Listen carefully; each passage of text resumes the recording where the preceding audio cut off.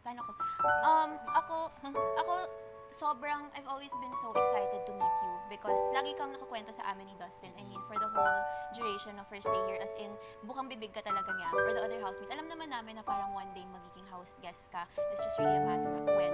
And ako personally, never pa kita nami-meet in person before, even sa event. So, I really didn't know what to expect. But, spending time with you here, sobrang nagets ko na kung bakit mag-best friends kayo and kung bakit mahal na mahal ka niya. As in, I keep saying, like, these past few days, na ikaw as a person, you're so calm and you're so collected. I don't know how you're able to, like, a lot of people say that you're so chill, but I think you're just really headstrong and you know what you want.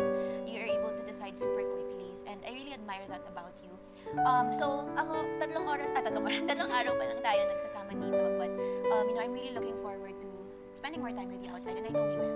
So, ayun, mamimiss ka namin, and good luck outside. Take care.